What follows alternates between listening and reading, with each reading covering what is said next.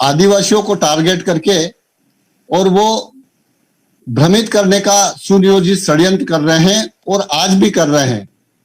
साथियों, उनका कुल मिलाकर के आदिवासियों को तमाम प्रकार के जो संवैधानिक अधिकार है, चाहे शिक्षा है, नौकरी है, पदोन्नति है, राजनीति है, अगर वो आदिवासी पहचान खत्म हो जाती है और उनको विशेषाधिकार आर्टिकल 244 एक के तहत 5वीं अनुसूची जो स्वायत्त शासन का अधिकार देता है और 6ठी अनुसूची जो मालकियत का अधिकार यानी जल जंगल जमीन का मालिक और जमीन के अंदर छुपी हुई करोड़ों रुपए की बहुमूल्य धातुओं का मालिक, अगर ये पहचान जब तक रहेगी आदिवासी की तब तक वो छीन नहीं सकते हैं। संविधान में प्रावधान है, रेवेन्यू रिकॉर्ड है कि आदिवासी की जमीन कोई गैर आदिवासी खरीद नहीं सकता। लेकिन जब तक आदिवासी पहचान होगी और जब तक वो शेड्यूल एरिया रहेगा, शेड्यूल एरिया को भी विकास के नाम पर विभिन्न योजनाओं के माध्यम से, चाहे वो अभ्यारण्य के नाम से या नेशनल पार्क के नाम से या बड़े बड़े बांध बनाने के नाम से या इंडस्ट्रियल एरिया डेवलप करने के नाम से या नेशनल कॉरिडोर के नाम से, तमाम प्रकार के जो भी है वो आदिवासी एरिया से निकालना और आदिवासी वहां से अगर विस्थापित होता है तो गैर शेड्यूल एरिया में जाएगा और वहां की आदिवासियों की संख्या कम हो जाएगी और वो अनुसूचित क्षेत्र समाप्त हो जाएगा। तो ये जो तमाम प्रकार के जो षड्यंत्र किए जा रहे हैं, इन षड्यंत्रों को हमारे बुद्धिजीवियों को समझने की आवश्यकता है। हमारे जो समाज के बहुत सारे जो लोग आज वर्तमान में सोशल मीडिया पे हमारे लोग आपस में लड़ने झगड़ने लग जाते हैं, एक शब्द के लिए झगड़ने लग जाते हैं।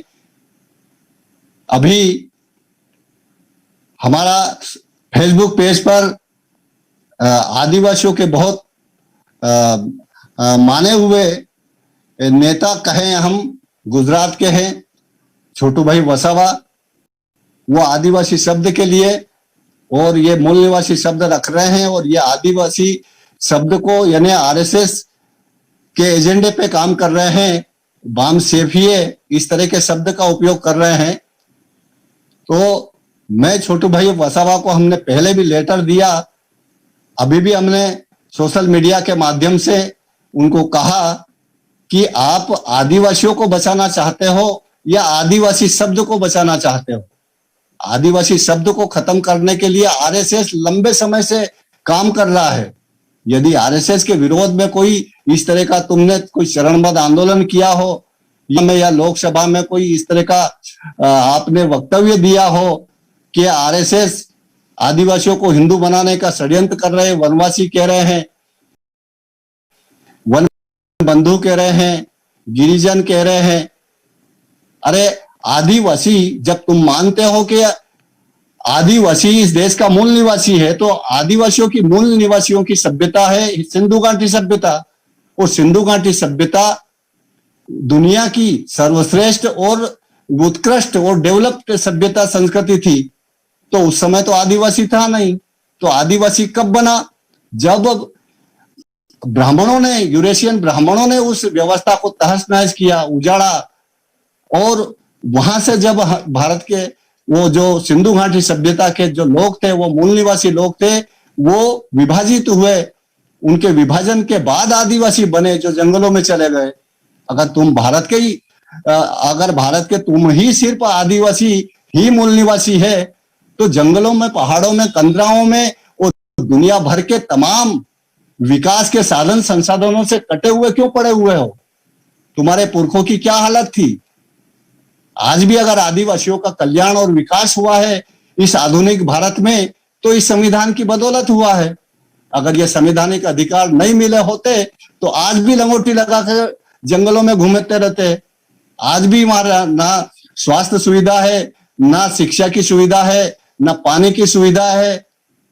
आज भी आप देख ले, आज भी आपके करोड़ों लोग इस लॉकडाउन की वजह से जो विकास के नाम पर जिन लोगों को जल जंगल जमीन से विस्थापित किया गया, वो इधर उधर शहरों में गए थे तो लॉकडाउन में करोड़ों लोग इधर से उधर हुए उनकी हालत देख करके बता सकते हो।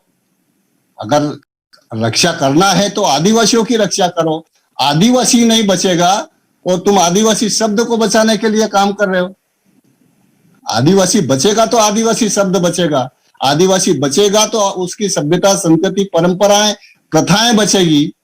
तुम सिर्फ दिवस मना करके नाच गान का काम कर लेते हैं। आज तक कभी किसी ऐसे संगठन ने, राष्ट्रीय आदिवासी एकता परिषद के अलावा किसी भी आदिवासी संगठन ने, चाहे वो सामाजिक हो, धार्मिक हो या राजनीतिक हो, खुल करके ब्राह्मणों के षड्यंत्र का पर्दाफाश किया हो ऐसे विषय लगा करके, तो मुझे एक आध उदाहरण बता दीजिए कि मात्र हम लोग ही, क्योंकि हमको इतिहास से सबक लेकर के कि हमारे आदिवासी महापुरुषों ने क्षेत्रीय आंदोलन किए थे, उसको ब्राह्मणों ने जातीय आधारित आंदोलन करार दे करके और उसको सेग्रीगेट कर दिया। या वो तो मुंडाओं का आंदोलन था, वो भीलों का आंदोलन था, ये मीनाओं का आंदोलन था। अरे 800 जनजातियां हैं, वो 800 जनजातियां, मतलब जनजाति यानी ट्राइब यानी कबीले, यानी 800 कबीले थे। उन 800 कबीलों को बाबा साहब अम्बेडकर ने एक पहचान दी और उस पहचान के माध्यम से सबको संगठित किया, 800 को ही, क्योंकि 800 की सभ्यता, संस्कृति, परंपराएं, प्रथाएं सभी समान थे, इसलिए उन सबको एक नाम दिया गया। तो ये समझने की जरूरत है। और हमारा आदिवासी शब्द है, आदिवासी के नाम से राष्ट्रीय आदिवासी एकता परिषद एकमात्र राष्ट्रीय लेवल का संगठन है और आदिवासी के नाम से है। तो हम तो आदिवासी शब्द का कोई खत्म करने का षड्यंत्र कर नहीं रहे हैं।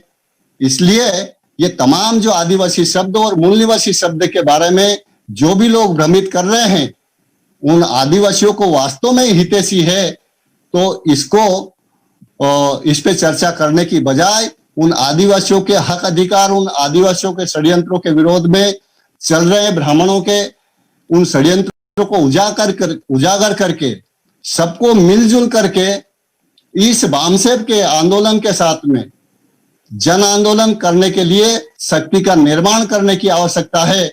और आप अगर ऐसा करते हैं तो आपको संवैधानिक अधिकार सुरक्षित है। और संविधान ने कहा है कि जिसकी संख्या जितनी उसकी उतनी हिस्सेदारी, और आदिवासियों को जो विशेषाधिकार है, 5वीं और 6ठी अनुसूची है, वो सुरक्षित रहेंगे। वो कोई गैर आदिवासियों को मिल नहीं सकते हैं। आदिवासियों के लिए जो रिजर्व सीटें हैं इलेक्शन की, विधानसभा, लोकसभा की, वो भी सुरक्षित है, वहां कोई गैर आदिवासी जा नहीं सकता। तो आपको मिलजुल करके लड़ाई लड़ने में ही फायदा है। तभी इन आदिवासी कौम को, हजारों पीढ़ियों को आप बचा सकते हैं। और आप अपने झंडे डंडे बैनर के साथ में आइए। हम ये नहीं कह रहे कि आप अपनी पहचान या अपना एजेंडा या अपना झंडा खत्म कर दें या हमारे इस साथ में विलीन हो जाएं। तो साथियों, जितने भी आज लाइव सुन रहे हैं इस कार्यक्रम में, वो सबक लेने की जरूरत है। आप आदिवासियों को बचाना चाहते हो तो एकमात्र लीडर है, एकमात्र नेतृत्व है, एकमात्र आंदोलन है मान्यवर वामन मेश्राम साहब का। इस आंदोलन के साथ में आप जुड़े या आप जुड़ेंगे, इसी आशा विश्वास के साथ मैं अपनी बात यही समाप्त करता हूं। जय आदिवासी, जय मूल निवासी, जय जोहार।